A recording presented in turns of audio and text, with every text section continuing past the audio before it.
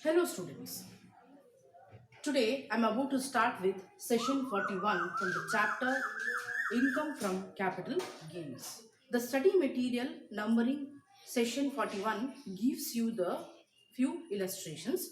I have chosen one illustration from that particular study material and I shall work out that particular problem for you here today. So in the previous class we have actually discussed about how we are going to classify an asset into a long-term capital asset and a short-term capital asset. Today we are supposed to proceed with the problem. So one problem with Mr. Bhandari, we are going to work it out here in the video today. So whenever you actually get a problem on computation of taxable income under the head capital gains, what you are supposed to keep in your mind is that, do you have sales consideration information in the problem? Then is there any expenses you have incurred in the transfer of the asset? Then you have to proceed with the calculation of cost of inflation, indexed cost of acquisition. Then cost of improvement has to be calculated. Then if there is any deduction available under section 54, then you have to, proceed with that. So these are the few things which are supposed to keep in mind. Let me not read out the problem for you in detail because the problem is already there in the illustration.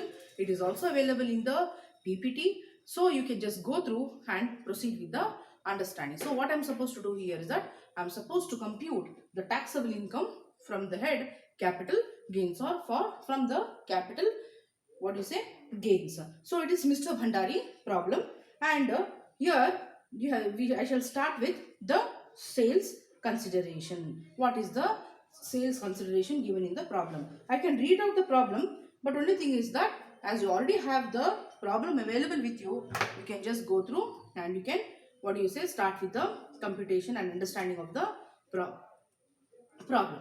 What is the first point here to be kept in mind is that, what is the sales consideration? So your sales consideration is, as given in the problem, it is 30 lakhs. Sales consideration is 30 lakhs. After recording the sales consideration, what we should do is that we should see whether any expenses have been incurred in the process of buying the asset. Any expenses have been incurred in the process of purchase of the asset. We have to see that. Okay. Then here in the problem they have mentioned that yes, there is some expenses incurred in the process of purchase of asset. That is their transfer expenses. And if there are any transfer expenses incurred in the process of transfer of the assets, that have to be deducted from the sales consideration. So after taking the sales consideration, we have to deduct the transfer expenses, if any. If in this case they may mention even the brokerage or commission, whatever, if any such expenses is incurred, then you have to deduct that. So here, so whatever the result is net sales consideration. So after deducting the transfer expenses from the sales consideration, whatever you get is the net sales consideration. From this, what you are supposed to deduct is index cost of acquisition. So in the process of deducting the or calculating the index cost of acquisition, we are supposed to take the our sales the amount spent in the purchase of the asset or the fair market value whichever is highest. In this is cost of acquisition or fair market value should be compared, and whichever is highest should be taken and it should be multiplied with the current year's cost of inflation index and divided by the year in which the year's cost of inflation index in which it was purchased. Let me calculate the problem and you will understand it better. So what you are supposed to deduct now? You are supposed to deduct the indexed cost of acquisition. You are supposed to calculate index cost of acquisition. Okay, I am underlining this. And how do you calculate that?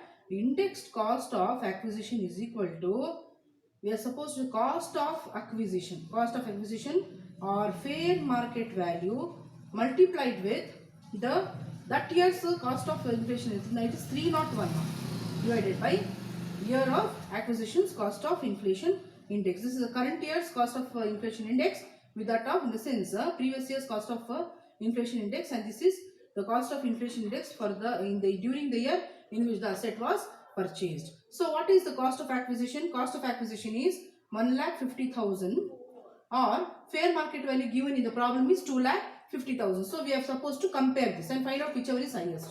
So which is highest here? 2,50,000 is highest, into 301 divided by 100. So you are getting maybe around 1 minute.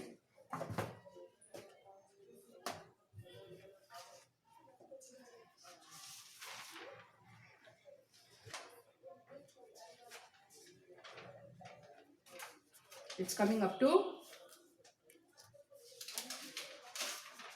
7,52,500. 7 lakhs. If you can keep this in the inner column, 7,52,500.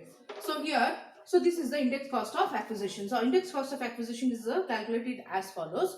First, you are supposed to take the cost of acquisition, compare that with the fair market value, find out whichever is highest. We have identified 2,50,000 is highest, multiplied with cost inflation index of the previous year, divided by cost of inflation index during the period it was purchased. So after doing also, we are getting 7,52,500, and we have kept it in the inner column because you do have cost of improvement also to be deducted.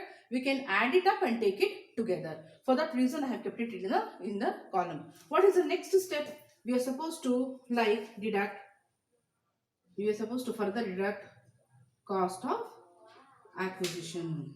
Cost of acquisition. So how do you calculate the cost of acquisition? So here 40,000 is the cost of, what is it? Sorry, not acquisition, it is improvement. Sorry, cost of improvement. So how do you calculate the cost of improvement? Calculate the amount incurred in the, amount incurred in improving the quality of the houses. The amount incurred in the process of renovation of the houses, that you are supposed to take, and in whichever the year it is being in which it is incurred, that year's cost of inflation index we are supposed to take, and it is coming up to 1,02,906. 1,02,906.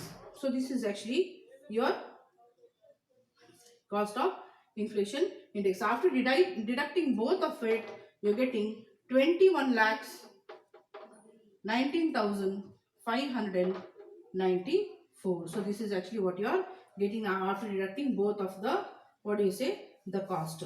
Then whatever you are getting is the gross long-term capital gain. From that you are supposed to deduct deductions under section 54, and there are no deductions available. Thereby, what is actually the taxable income?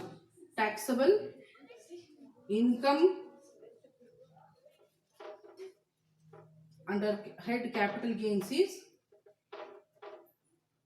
21,19,594. So this is actually the taxable income. Now I need to just revise the problem for you once.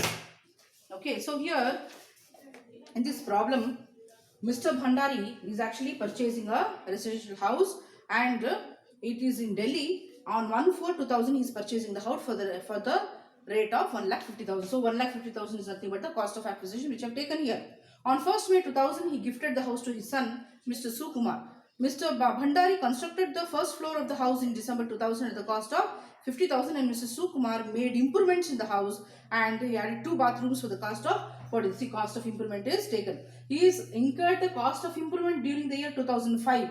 So in 2005 the cost of inflation index is 117. Okay, this is there. Then I have added up everything here. So Mr. Bhandari died in December 2009, and Mr. Sukumar sold the house on 1st August 2017 for rupees 30 lakhs. So 30 lakhs is the sales consideration, and we are supposed to find out the gain or the loss if the fair market value of the house is 2,50,000. So 2,50,000 is also given, and in this particular problem they have also given you the cost inflation index in all these sales. By taking the information that is given, I have calculated the problem. How did I proceed with the calculation of the problem?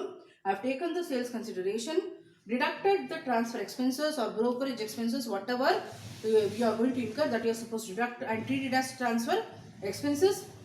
You have to further deduct the index cost of acquisition and index cost of improvement. After deducting that, whatever the amount you are getting is cost of, what do you say, taxable income under the head capital gains. Hope you have found this particular session meaningful. Thank you.